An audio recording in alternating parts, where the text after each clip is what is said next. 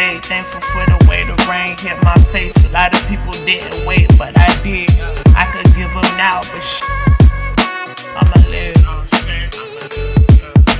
Nobody talking about it, I'm the only one that is. I know there's somebody out there hopeless as shit. Hear my voice pierce the speaker, you got this shit. You a kettle, all you need is heat to pop that shit. I'm from Carolina where they drop your shit like they work for Amazon, renting like marathons. Shot it better, I'm trying to hit like Barry Bonds. I'm off track, I'm back, about to change the world against me. I'm thankful for the day, thankful for the way the rain hit my face. A lot of people didn't wait, but I did. I could give them now, but I'ma live. I'm just thankful for the day, thankful for the way the rain hit my face. A lot of people didn't wait. Yeah, what's good, what's good? This is your boy Kevin Mullins, Mr. I Rep the Most High. And this is episode 21 of the Uncommon Rapport podcast. And I got my dear brother, Tyrone KingCurrie in the building. What's good, my brother? What's up? What's up, man? How you feeling? Man, I'm feeling good. How about yourself? Man, I feel great, man. Blessed to be here. Absolutely, man. Man, it's been a long time coming, man. I'm telling you, this artist right here, he came on the tour with us. The beat we still moving too. This is the review if you didn't know it. He came out to the Myrtle Beach showcase and he did his thing. But he's been with us for numerous of years. He took a sabbatical for a time period and he got himself right and created some new music. But before we go into this new music, that was the song that you heard is actually something new. But before we get any deeper into the new music, Tyrone KingCurrie, can you please talk to the people and let them know how did you get started? Well, I got started with music in high school. It was just a hobby at first, and it developed into something that I want to give to the world. I just want to be able to touch the people out there that's going through depression, that's going through something in their life, and be a place where they can go to get that inspiration. That's right. So you telling me that you utilize your platform to inspire somebody, to motivate somebody that may be going through a down spill. Did any of these things play out into your own personal life where you felt like the music was a therapeutic means to help you overcome certain situations? For sure. So a lot of people don't know I lost both of my parents. I lost my dad in 2013 and I lost my mom in 2015. So I kind of dive in to music a different way. At first it just became some songs that I was writing to get me out of that situation. Cause I was depressed at the time. I kind of had suicidal thoughts and being able to hear a beat and be inspired and dive into that beat and just write and let that become just a vehicle to get me from depression to feeling like I'm accomplishing, just getting out of that space. And so losing my parents kind of propelled me into that. And then music brought me out of that state of depression. And I just took it day by day. But it first started out as just writing songs for me. It wasn't for anybody else. I never thought that I would be playing it for anybody else. It was just for me to hear my ears only. So my brother, you telling me you created the music that just helped yourself. But you realize that, hey, if I'm going through something, and somebody else might be going through something as well. So you took that therapeutic means, which is the music, and you cultivated your craft. Well, I know the process is a lot different from, everybody else. Can you tell us how you cultivate your craft whenever you go into the lab? Well, how I do that is I hear a beat from a producer, and I never heard nobody say this, but the beat is already telling a story. It's a story of heartbreak. It's a story of fun. It's a story of partying. The beat already telling the story. When I hear it, I just want to have a conversation with the beat. So I'm telling my story. The beat is telling the story, and we're just having a conversation, and it comes out as music. So when you hear it, it's like two conversations being had at the same time, coexisting with one another, but you hearing it as music, and I'm hitting all the points. It kind of remind me of Guitar Hero, where you playing the guitar and you hitting the points.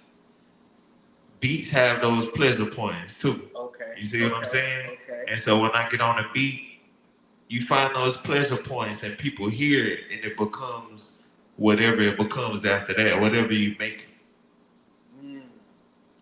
Oh man. Man, if you didn't, know that what you were saying, you almost talked about a relationship. You talked about how the music married the lyrics, or the lyrics married the beat, in such a way. And that's beautiful because those two things need to coincide with one another. You need to have good lyrics and you need an awesome beat in order to help cultivate and create your craft. Whenever you get in the lab and you're actually let's say executing your ideas, right? Is there ever a time where you might come to a stumbling block and you might have some mind fog and it seems like it ain't all coming out? What do you do to overcome that? Do you take a time to relax from it, or what? Talk to the people and let them know, what do you do whenever you get to that kind of situation?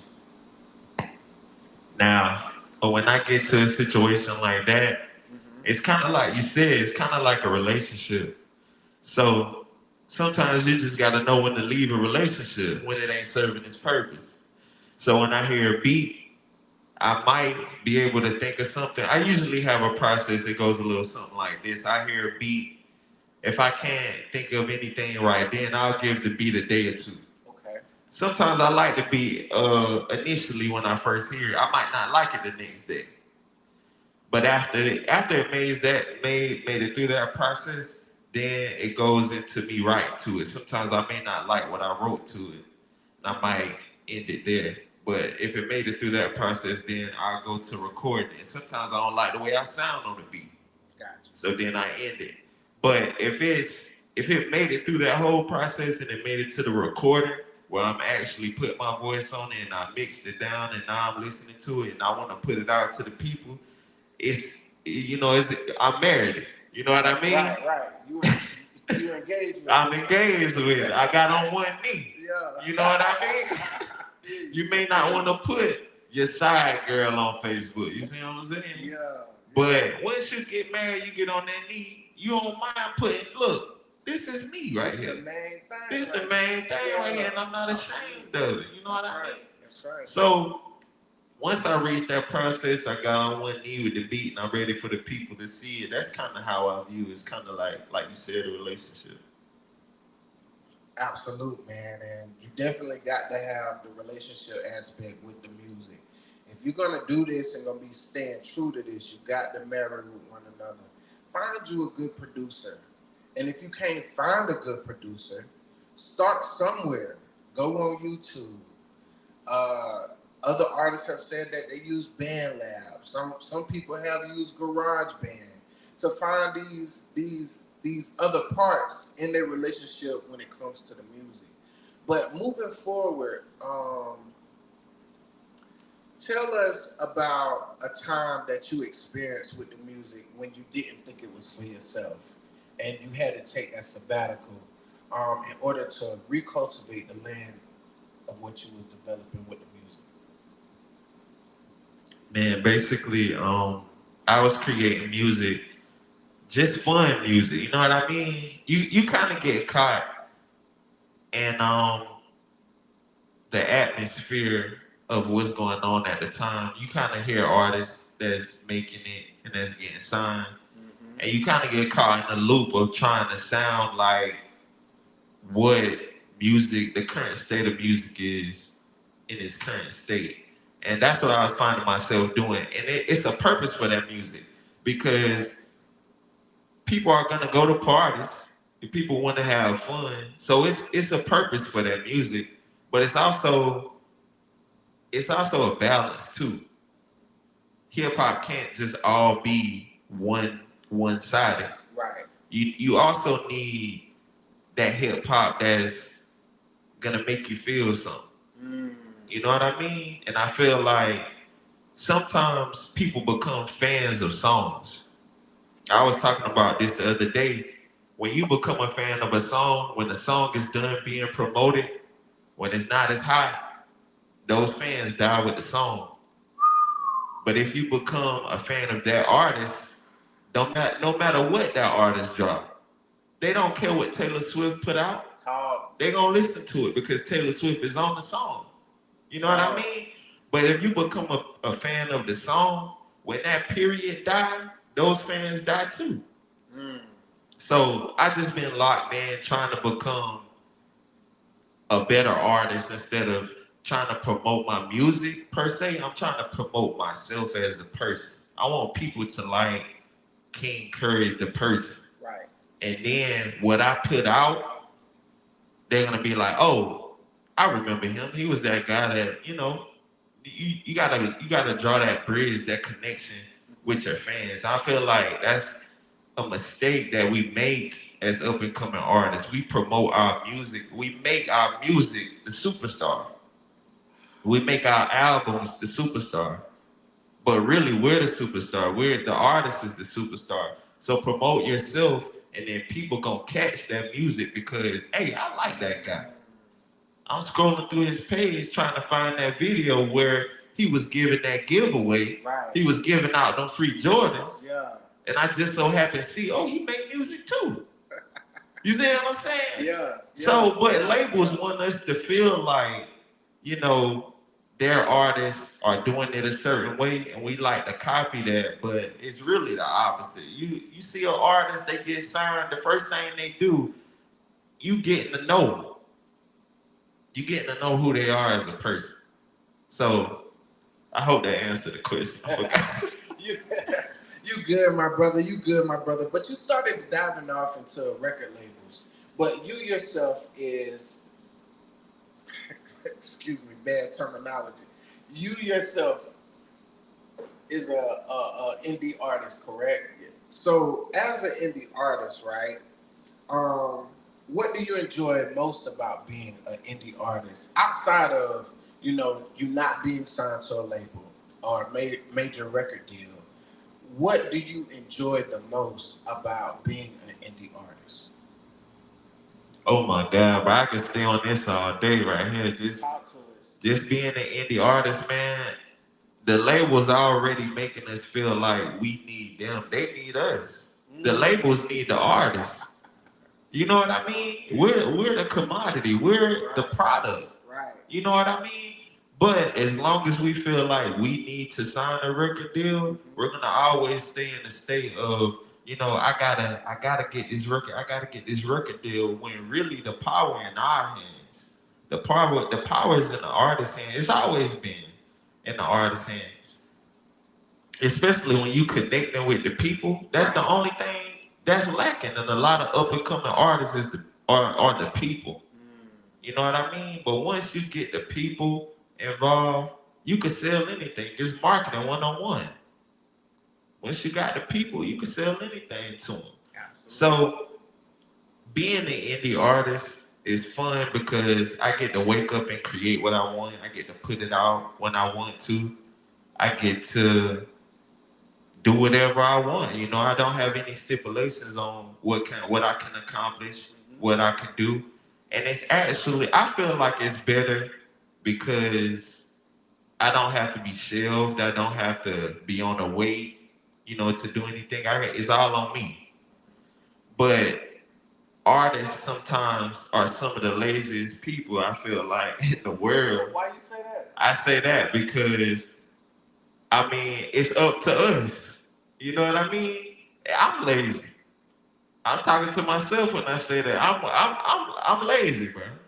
You know what I mean? I get up, I could be recording, I could be making music videos, but having a 9 to 5 got me trained to think that my downtime is for me, it's relaxed time.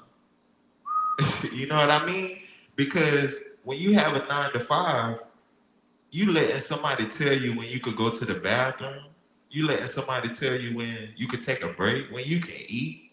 But then when you get time to yourself, what you telling yourself? You giving yourself a break? Are you giving yourself back that time? Or you seeing it as I'm gonna relax, I'm gonna watch TV, cause this week was hard, and I do that.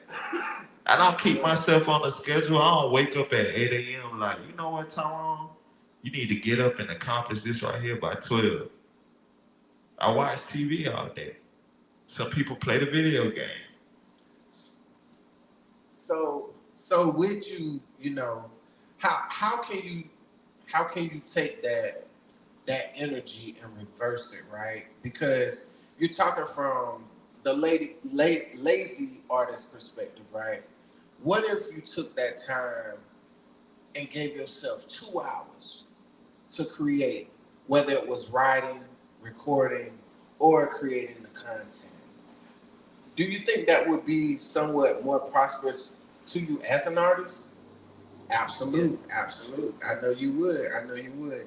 But we're gonna move along. You know what I'm saying? We're not bashing the artists. We're here to elevate and we're here to motivate them and keep them inspired. So tell us, what can some of your supporters or your fans expect upcoming, whether it's through the end of this year or the beginning of next year? What's up, man? I'm KingCurrie.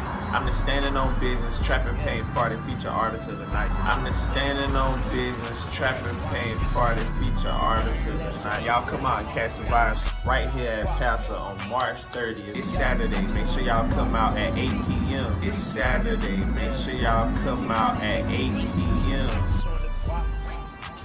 Big things made this month. Did it for my team.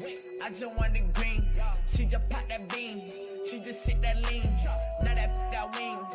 Now she think she fleet. We come from the dirt. We come from the street. Well, basically, the end of next year and the beginning of next year, just putting out music that's gonna take people, get people in a better space. I feel like for mental health, because that's what I stand for. Just people being able to hear some music and them get them through their day. Like, that's my Grammy, is somebody messaging me, telling me, I heard this song and it got me through the day. Or I heard this song and it made me, I was thinking about committing suicide and I heard your song and it inspired me, or it got me through the day.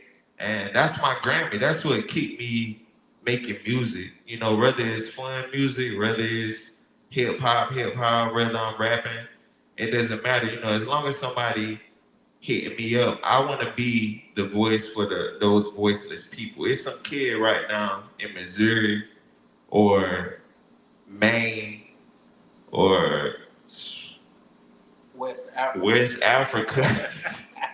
You know what I'm saying? It's some kid out there that's like getting bullied. Right. It's some kid out there that having a bad day. Right. Those are the people that's gonna connect.